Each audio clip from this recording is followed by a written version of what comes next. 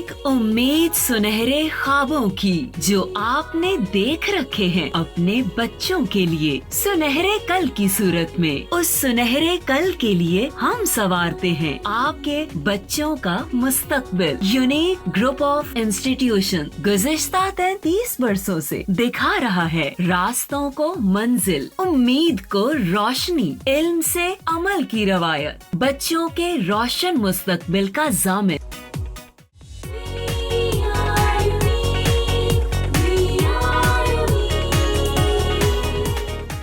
औज़ुबिल्लाहि मिनश्शैतानिर्रजीम बिस्मिल्लाहिर्रहमानिर्रहीम।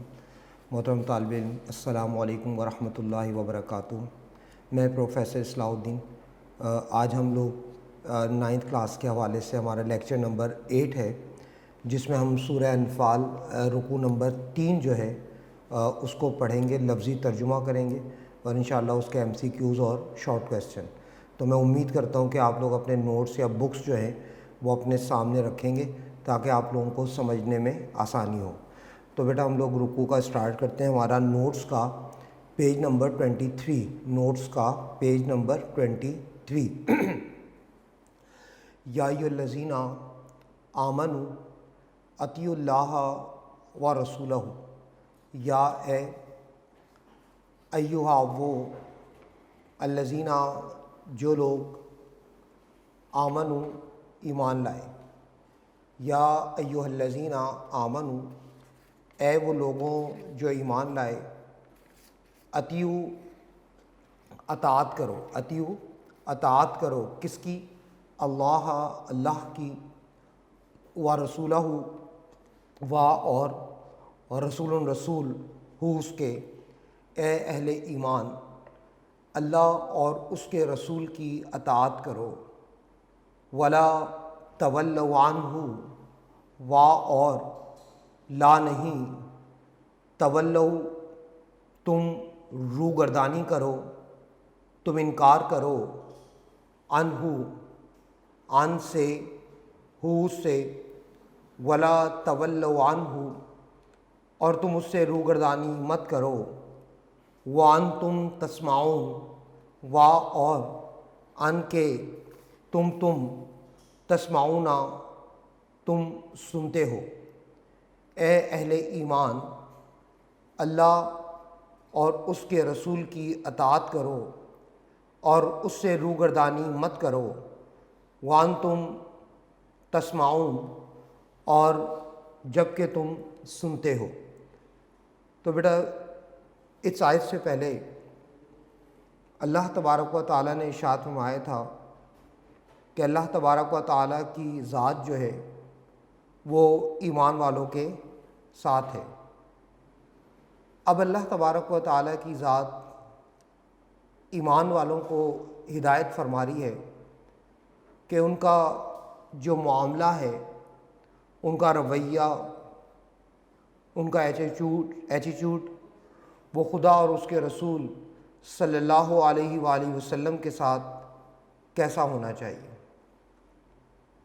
वो अल्लाह तबारक व तआला की नुसरत और हिमायत के किस तरह मुस्तहिक होंगे, और ये भी बता दिया इस आयत मुबारका में कि मोमिन सादिक, जो सच्चा मोमिन है, उसका काम ये है कि वो हमतन अल्लाह तबारक व तआला की ज़ात और उसके रसूल हज़रत मोहम्मद मुस्तफ़ा सल्लल्लाहु अलैहि वसल्लम का फरमा बरदार रहे। ज़माने के हालात खा कितना ही अल्लाह और उसके रसूल सल्लल्लाहु अलैहि वसल्लम की नाफरमानी पर मजबूर करें, मगर जब वो अल्लाह तबारक व तआला की बातों को सुन चुका और तस्लीम कर चुका, तो किसी भी हाल में उनसे मुँह ना फेरे, क्योंकि अल्लाह और उसके रसूल की नाफरमानी करना ये मुनाफिकों का शेवा है, मुसलमानों का शेवा नहीं है। और ये भी बात याद रखें, जिस तरह मैंने पहले कहा کہ سنا اس بات کو جاتا ہے جس کو سمجھنے کا ارادہ ہو، اور جس بات کو سمجھ لیا جائے اس پر عمل بھی کرنا چاہیے۔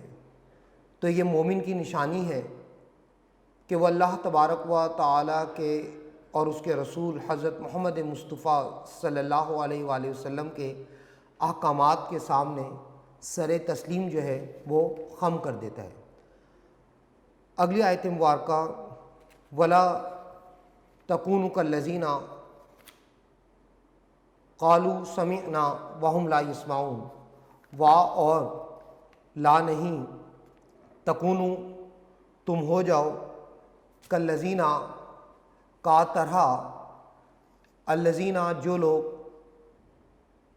قالو وہ کہتے ہیں، قالو وہ کہتے ہیں، سمعنا سمعا سن لیا، نا ہم نے، ولا تکونوا کالذین قالوا سمعنا اور نہ ہو جاؤ ان لوگوں کی طرح جو کہتے ہیں کہ ہم نے سن لیا، وہم لا یسمعون، وا اور ہم وہ، لا نہیں، یسمعون وہ سنتے، اور نہ ہو جاؤ ان لوگوں کی طرح جو کہتے ہیں کہ ہم نے سن لیا اور وہ حقیقت میں نہیں سنتے۔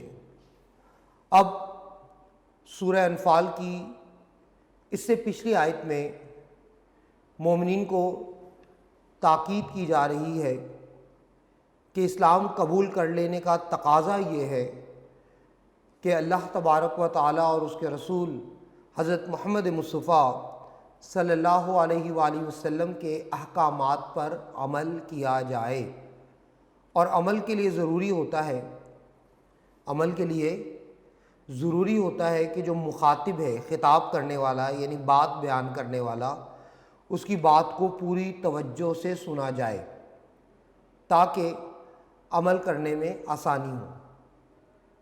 اب مومنین کے شایان شان نہیں کہ وہ اللہ اور اس کے رسول صلی اللہ علیہ وآلہ وسلم کے احکامات کو لاپرواہی سے سنیں، کیونکہ سننے کو تو منافقین بھی اللہ اور اس کے رسول صلی اللہ علیہ وآلہ وسلم کے فرامین کو سنتے تھے اور اس کا اعتراف بھی کرتے تھے کہ ہم نے سن لیا، لیکن چونکہ ان کا ارادہ عمل کرنے کا نہیں ہوتا تھا اس لیے بغور نہیں سنتے تھے۔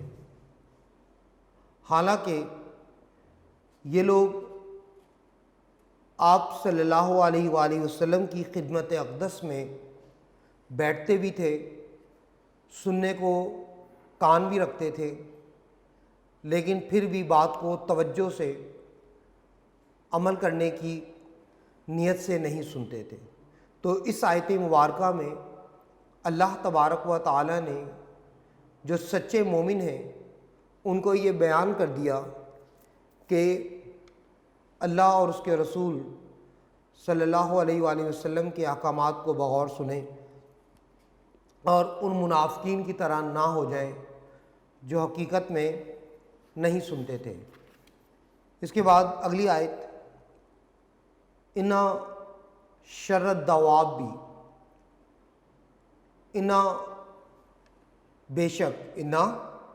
بے شک شرّ بدترین الدوابی جاندار اندہ پاس اللہ کے السم بہرے ہیں، البکم گونگے ہیں۔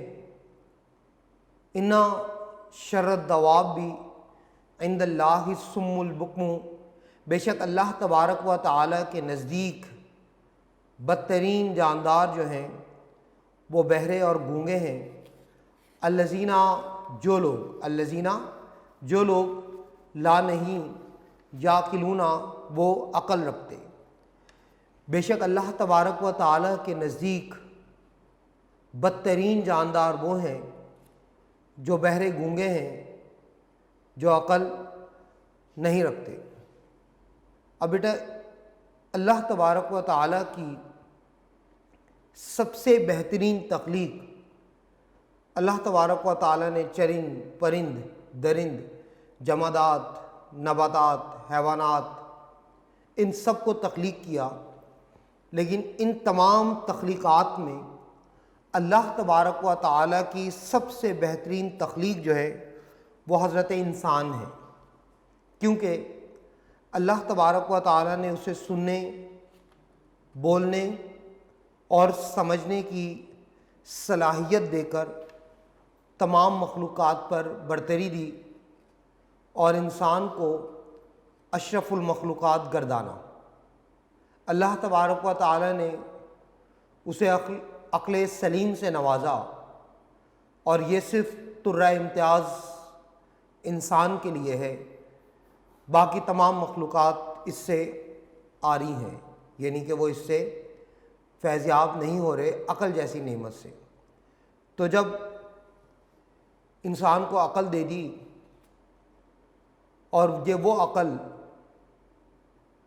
جو تمام خوبیوں پر حاوی ہے، جو تمام خوبیوں پر حاوی ہے، اب ظاہر ہے کہ اتنی صلاحیتوں اور اتنی خوبیوں کے ہوتے ہوئے انسان کا طرز عمل ایسا ہونا چاہیے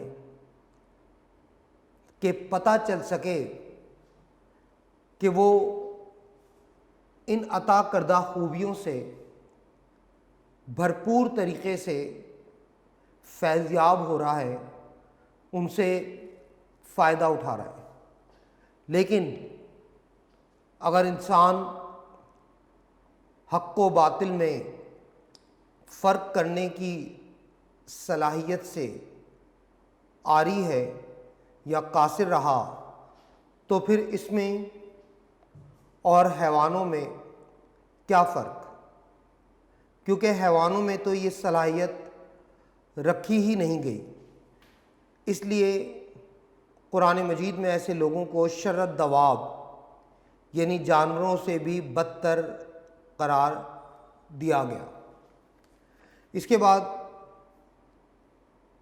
اگلی آیت مبارکہ میں اللہ تبارک و تعالیٰ فرما رہے ہیں کہ وَلَوْ عَلِمَ اللَّهُ فِيهِمْ خَيْرًا لَأَسْمَعَهُمْ، اور لو اگر عالمہ جان لے اللہ فیہم، فی میں، ہم ان میں، خیرن بھلائی، ولو عالم اللہ فیہم خیرن، اور اگر اللہ تبارک و تعالیٰ ان میں بھلائی جان لے، لا اسمعہم،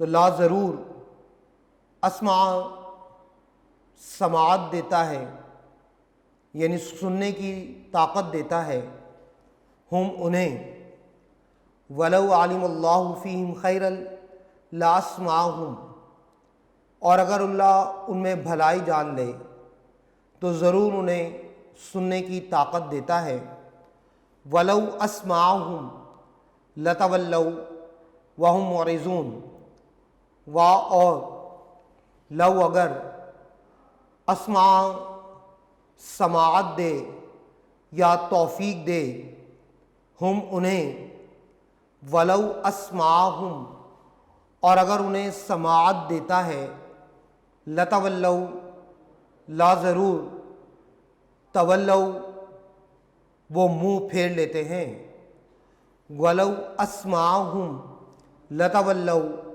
اور اگر انہیں سماعت دیتا ہے ضرور وہ منہ پھیر لیتے ہیں، وَهُمْ مُعْرِضُونَ، اور ہم وہ معرضون، وہ بھاگ جاتے ہیں، وَلَوْ أَسْمَعَهُمْ لَتَوَلَّوْا وَهُمْ مُعْرِضُونَ، اور اگر انہیں سماعت دیتا ہے ضرور وہ منہ پھیر لیتے ہیں اور وہ بھاگ جاتے ہیں۔ اب اس آیت مبارکہ میں کافروں اور منافقین کے بارے میں بیان کیا گیا کہ یہ وہ لوگ ہیں جن کے دلوں میں بھلائی کی جڑ ہی نہیں، یعنی سرے سے بھلائی نام کی چیز جو ہے وہ ان میں موجود نہیں ہے، کیونکہ حقیقی بھلائی انسان کو اس وقت ملتی ہے جب اس میں اللہ تبارک و تعالیٰ نے ان کے دلوں میں بھلائی قبول کرنے کی صلاحیت دیکھتا تو ضرور ہدایت دیتا، اور اگر اس وقت انہیں آیات قرآنیہ سنائی اور سمجھائی جائیں تو یہ ضدی اور متکبر لوگ سمجھ کر بھی اس ہدایت کو قبول کرنے والے نہیں، یعنی یہ کسی بھی صورت اس ہدایت کو قبول نہیں کریں گے۔ اگلی آیت مبارکہ، یا ایھا الذین آمنوا استجیبوا للہ وللرسول اذا دعاکم، یا اے ایہا وہ الذین جو لوگ آمنوا ایمان لائے، یا ایھا الذین آمنوا اے وہ لوگوں جو ایمان لائے، یا اے اہل ایمان، استجیبوا قبول کر لو، للہ اللہ کے لیے، وللرسول و اور لیے الرسولی رسول کے لیے، اذا دعاکم، اذا جب، دعا پکاریں یا بلائیں، کم تمہیں، اے اہل ایمان، اللہ اور رسول کے لیے قبول کر لو جب وہ تمہیں پکاریں، لما یحییکم، لیے ما جو، لما اس کے لیے جو، لما اس کے لیے جو، یحییکم، یحیی زندگی دیتی ہے، یحیی زندگی دیتی ہے، کم تمہیں، اے اہل ایمان، اللہ اور رسول کے لیے قبول کر لو جب وہ تمہیں پکارے اس چیز کے لیے جو تمہیں زندگی دیتی ہے، وَاعْلَمُوا، وا اور اعلموا جان رکھو، اعلموا جان رکھو، ان اللہ، انا کہ اللہ یحول وہ حائل ہے، یحول وہ حائل ہے یا وہ موجود ہے، درمیان المرئی آدمی کے و قلبی ہی، و اور قلب دل ہی اس کے، و قلبی ہی اور اس کے دل کے، اور جان رکھو کہ اللہ آدمی اور اس کے دل کے درمیان موجود ہے، وَأَنَّهُ إِلَيْهِ تُحْشَرُونَ، و اور انا کے وہ الیہ طرف ہی اس کے، تحشرون تم جمع کیے جاؤ گے یا تم ہانکے جاؤ گے۔ تو اس آیت مبارکہ میں اس کا بامحاورہ ترجمہ ایک دفعہ کر لیتے ہیں کہ اے اہل ایمان، اللہ اور رسول کے لیے قبول کر لو جب وہ تمہیں پکاریں اس چیز کے لیے جو تمہیں زندگی دیتی ہے، اور یہ کہ اس کی طرف تم جمع کیے جاؤ گے یا تم ہانکے جاؤ گے۔ اب اس آیت مبارکہ میں اللہ تبارک و تعالی نے اس بات کی وضاحت فرما دی کہ اللہ اور اس کے رسول حضرت محمد مصطفیٰ صلی اللہ علیہ وآلہ وسلم جس کام کی دعوت دیتے ہیں اس میں تمہارے لیے بھلائی ہے، اور ان کا یہ دعوتی پیغام تمہارے لیے دنیا میں عزت و اطمینان کی زندگی اور آخرت میں ہمیشہ کی زندگی کا پیغام ہے۔ اس لیے مسلمانوں کی یہ شان ہے کہ وہ اللہ تبارک و تعالی اور اس کے رسول حضرت محمد مصطفیٰ صلی اللہ علیہ وآلہ وسلم کی آواز پر لبیک کہیں، جس وقت اور جس طرف وہ کہیں سب کاموں کو چھوڑ کر وہاں پہنچیں۔ اس آیت مبارکہ میں یہ بات بھی انتہائی قابل غور ہے کہ انسان کی سوچ اور اس کے افعال میں حکمت کا خاص قانون کار فرما ہوتا ہے، جو اس کے ارادوں اور دل کے درمیان بدلتا رہتا ہے۔ کبھی ایسا ہوتا ہے کہ وہ نیکی سے برائی کی طرف مائل ہوتا ہے، اور کبھی شر سے خیر کی طرف۔ یہ اتار اور چڑھاؤ جو ہے یہ انسان کی زندگی میں آتا رہتا ہے۔ انسانی فلاح و خیر کا اصل مرکز جو ہے وہ اس کا دل ہے۔ اس کی ہر وقت نگرانی اور اس کی اکاؤنٹیبلٹی یعنی اس کا احتساب جو ہے وہ ضروری ہے، کیونکہ سب نے لوٹ کر اللہ تبارک و تعالیٰ کے حضور حاضر ہونا ہے۔ تو جو دل اس بات پر یقین رکھتا ہے وہ کبھی بھی غفلت کی زندگی نہیں گزارتا، وہ غفلت کی زندگی میں نہیں پڑے گا۔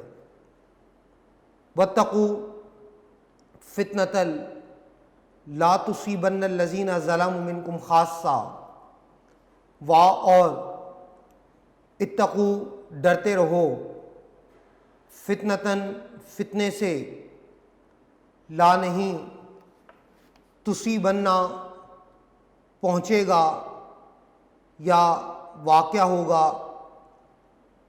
الذین جو لوگ ظلموا ظلم کیا، منکم من سے، کم تم میں سے، خاصتاً خاص طور پر، اور ڈرو فتنے سے جو خصوصیت کے ساتھ تم میں سے انہی لوگوں پر واقع نہ ہوگا جو تم میں سے ظالم ہیں۔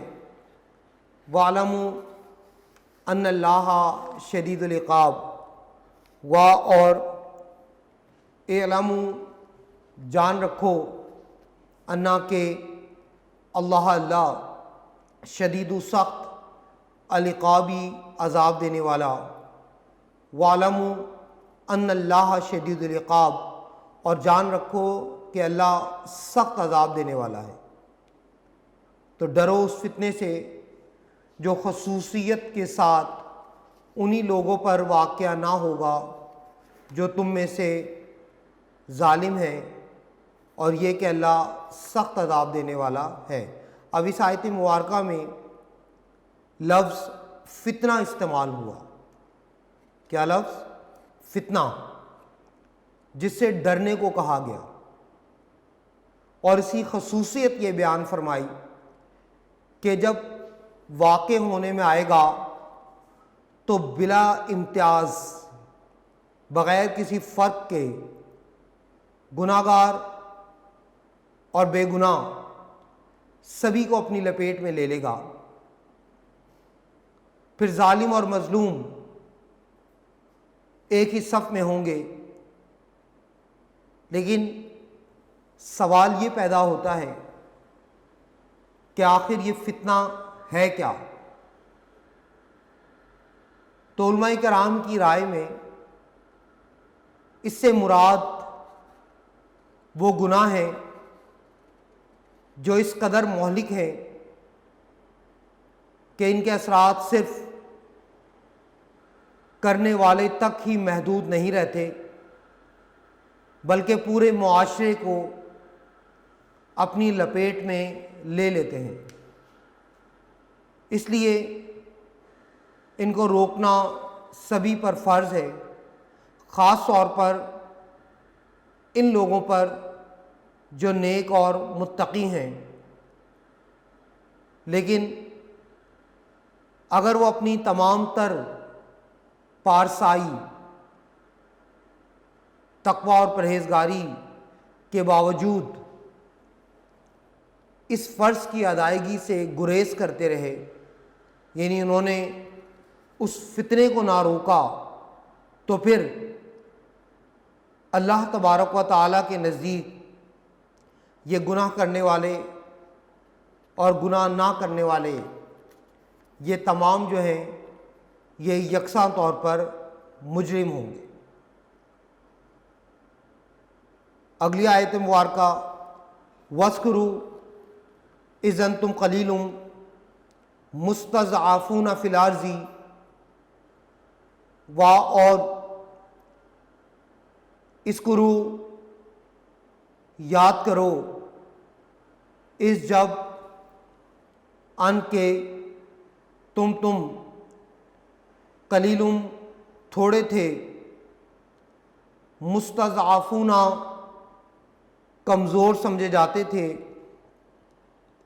فی میں الارضی زمین میں، اور یاد کرو جب تم تھوڑے تھے، زمین میں کمزور سمجھے جاتے تھے، تخافون تم ڈرتے تھے، ان کے یتخطف اڑا لے جائیں گے، کم تمہیں، الناس لوگ، تخافون ان یتخطفکم الناس تم ڈرتے تھے کہ لوگ تمہیں اڑا لے جائیں گے، فآواکم تو آوا جگہ دی، کم تمہیں، فآواکم تو تمہیں جگہ دی، وَأَيَّدَكُمْ اور ایدہ قوت دی یا طاقت دی، کم تمہیں، بنصری ہی، بی سے نصر مدد ہی اپنی، وَأَيَّدَكُمْ بِنَصْرِهِ اور اپنی مدد سے تمہیں تقویت دی یا طاقت دی، وَرَزَقَكُم مِّنَ الطَّيِّبَاتِ اور رزا کا رزق دیا، کم تمہیں، وَرَزَقَكُم مِّنَ الطَّيِّبَاتِ اور تمہیں پاک چیزوں سے رزق دیا، کیوں دیا؟ لَعَلَّكُمْ تَشْكُرُونَ لعلہ تاکہ، تم تشکرون تم شکر ادا کرو، اور تمہیں پاک چیزوں سے رزق دیا تاکہ تم شکر ادا کرو۔ تو اس کا بامحاورہ ترجمہ، اور یاد کرو جب تم تھوڑے تھے، کمزور سمجھے جاتے تھے زمین میں، تم ڈرتے تھے کہ لوگ تمہیں اڑا لے جائیں گے، تو تمہیں جگہ دی اور اپنی مدد سے تمہیں قوت دی، اور تمہیں پاک چیزوں سے رزق دیا تاکہ تم شکر ادا کرو۔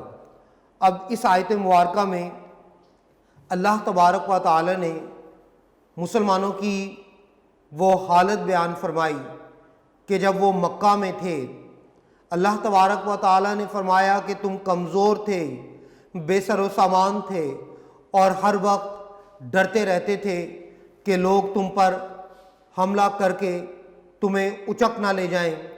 اللہ تبارک و تعالی نے تمہارے اوپر کرم کیا، مدینہ منورہ میں تمہارے لیے ایک مستقل ٹھکانہ مہیا کر دیا، اور وہاں کے لوگوں کے دلوں میں تمہاری محبت اور الفت پیدا کر دی، اور تمہیں بھائی بھائی بنا دیا، اور پھر بدر کے موقع پر انہی لوگوں کے ذریعے تمہیں قوت اور طاقت عطا فرمائی، تمہارے بڑے بڑے دشمنوں کو ہمیشہ کے لیے ختم کر دیا، اور تمہارے لیے حلال اور پاکیزہ روزی کا بھی اہتمام فرمایا، اور تمہیں اپنی نعمتوں سے مالا مال کر دیا تاکہ تم ہر حال میں اللہ تبارک و تعالیٰ کے شکر گزار بندے بن جاؤ۔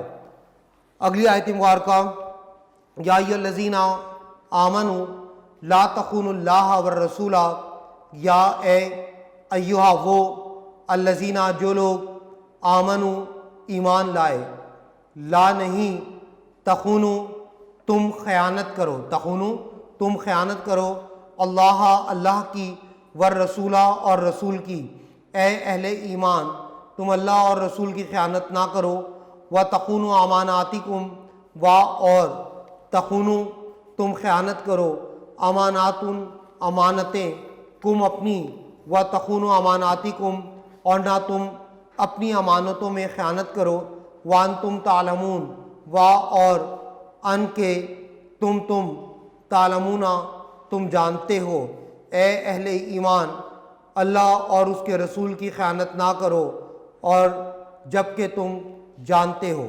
اللہ اور اس کے رسول حضرت محمد مصطفیٰ صلی اللہ علیہ وآلہ وسلم کی پیروی کا حکم دیا جا رہا ہے اس آیت مبارکہ میں، اور ان کے ساتھ کسی بھی قسم کی خیانت نہ کرو، ان کے ساتھ کسی بھی قسم کی خیانت نہ کرو اور نہ ہی اپنی امانتوں میں خیانت کرو، یعنی خدا یعنی اللہ تبارک و تعالیٰ اور اس کے رسول حضرت محمد مصطفیٰ صلی اللہ علیہ وآلہ وسلم کے احکام کی خلاف ورزی نہ کرو۔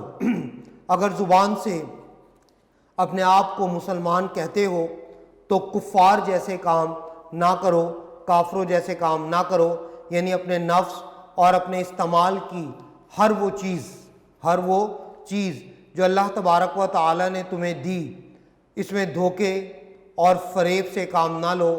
اللہ تبارک و تعالیٰ ہر حال میں تمہاری باتوں کو دیکھ رہا ہے۔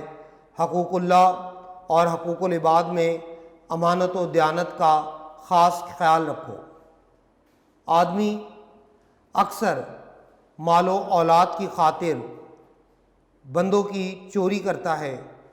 اس انسان کی اخلاق اور ایمان میں جو چیز خلل ڈالتی ہے، جس کی وجہ سے وہ منافقت، غداری، دوسروں کی جاسوسی اور خیانت میں مبتلا ہوتا ہے، وہ اپنے مالی فائدے اور اپنی اولاد سے حد سے زیادہ محبت کرتا ہے، جبکہ اللہ تبارک و تعالیٰ کے ہاں دیانتداری کی جو قیمت ہے وہ یہاں کے مال و اولاد سے کہیں بڑھ کر ہے۔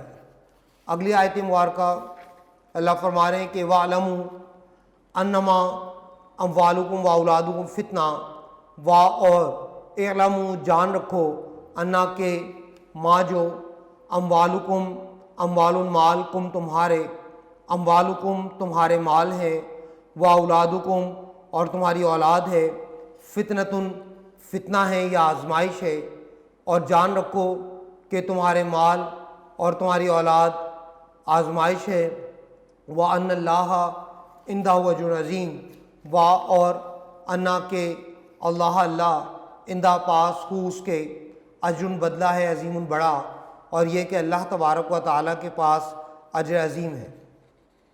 یہ دنیا کی زندگی انسان کے لیے آزمائش گاہ ہے، جہاں انسان طرح طرح کی سختیوں اور آزمائشوں کا سامنا کرتا ہے۔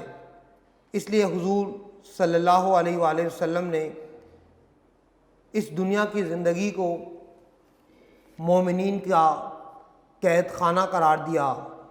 انسان جب تک اس دنیا میں رہتا ہے یہ آزمائشیں اس کا پیچھا نہیں چھوڑتیں، اور بعض اوقات تو اسے راہ راست سے ہٹا دیتی ہیں۔ ان آزمائشوں میں سے یہ دو آزمائشیں سب سے بڑی ہیں، ایک مال اور ایک اولاد۔ جو ان آزمائشوں پہ پورا اترتا ہے اللہ تبارک و تعالیٰ کے ہاں ان کے لیے بڑا ثواب ہے۔ دنیا میں رہنے کے لیے مال و دولت کی ضرورت سے انکار نہیں کیا جا سکتا۔ یہ ایک حقیقت ہے کہ دنیا میں رہتے ہوئے دنیا کی زندگی کے لیے مال و دولت کی اہمیت بہت زیادہ ہے۔ اسی لیے شریعت مطہرہ نے حلال طریقے سے مال و دولت حاصل کرنے پر کوئی پابندی نہیں لگائی، لیکن یہ اسی حد تک بجا ہے جب تک اسلامی تعلیمات کے دائرے میں رہا جائے۔ اگر خواہش زر یعنی دولت کی خواہش اسلامی حدود سے تجاوز کرنے لگے، اس سے بڑھنے لگ جائے، تو پھر یہ سراسر خسارے اور نقصان کا باعث بنتی ہے۔ دوسری آزمائش اولاد ہے۔ اولاد کی محبت یوں تو فطری امر ہے، لیکن حد سے بڑھی ہوئی محبت یہ انسان کی دنیا تو کیا، انسان کی آخرت کو بھی تباہ کر دیتی ہے۔ لہٰذا انسان کو چاہیے کہ وہ ان دونوں کو خدا اور رسول کے احکامات کے تابع رکھے۔ تو بیٹا یہ ہمارا رکوع نمبر جو 3 ہے یہ ہم نے پڑھا۔ اس کے ایم سی کیوز کر لیتے ہیں۔ وقت کی مناسبت سے ایم سی کیوز کے نمبرنگ بولوں گا میں، اور ساتھ اس کے آپشن آپ لوگ اس پہ نشان لگاتے جاؤ۔ نوٹس کا آپ لوگوں کا پیج نمبر 25۔ اے ایمان والوں، اللہ اور اس کے رسول کے حکم پر چلو اور دال آپشن اس سے روگردانی نہ کرو۔ نمبر 2 اس کا آنسر ہوگا سورہ انفال، دال آپشن۔ نمبر 3 الف آپشن نہیں سنتے۔ نمبر 4 دال آپشن سننے کی۔ نمبر 5 دال آپشن حائل ہو جاتا ہے۔ نمبر 6 بے آپشن گناہگار۔ نمبر 7 دال آپشن زمین مکہ میں۔ نمبر 8 دال آپشن آزمائش۔ نمبر 9 اس کا بے آپشن کفار۔ نمبر 10 بے آپشن مدینہ میں۔ نمبر 11 جیم آپشن اللہ اور اس کے رسول۔ نمبر 12 جیم آپشن فتنہ۔ 13 کا جیم آپشن وہ اچک لیے جائیں۔ 14 کا الف آپشن کمزور۔ 15 کا دال آپشن اندھے گونگے اور بہرے۔ نمبر 16 حیات جاویداں جیم آپشن۔ نمبر 17 جیم آپشن کافر۔ 18 کا الف آپشن حکم مانو۔ 19 کا بے آپشن وہ حائل ہو جاتا ہے۔ 20 کا جیم آپشن بدترین قسم کے جانور۔ 21 کا بے آپشن منہ نہ پھیرو۔ تو یہ ہمارے اس کے ایم سی کیوز ہیں۔ اس کے بعد بیٹا ہمارا پیج نمبر 27 پر فرسٹ 2 شارٹ کویسچن جو ہیں یہ ہمارے ٹیکسٹ بک کے ہیں۔ اس کے بعد ہمارے اضافی شارٹ کویسچن ہیں وہ یہاں پہ دیے میں، تقریباً یہ 17 شارٹ کویسچن ہیں۔ یہ وہ شارٹ کویسچن ہوتے ہیں، میں آپ لوگوں کو ہمیشہ بتاتا ہوں کہ ان میں سے کچھ کویسچن ایسے ہیں ایڈیشنل جو بورڈ میں آ چکے، اور کچھ ایسے کویسچن جو ایکسپیکٹڈ ہیں بورڈ میں آ سکتے ہیں۔ تو آپ لوگ ان کو بھی یاد کرو گے، آپ لوگوں کا جو ٹیسٹ ہوگا اس میں انشاءاللہ ایڈ ہوں گے، اس میں شامل ہوں گے، ایون دو کہ آپ کے جو ٹرم پیپر ہوگا اس میں بھی یہ انکلوڈ ہیں کویسچن۔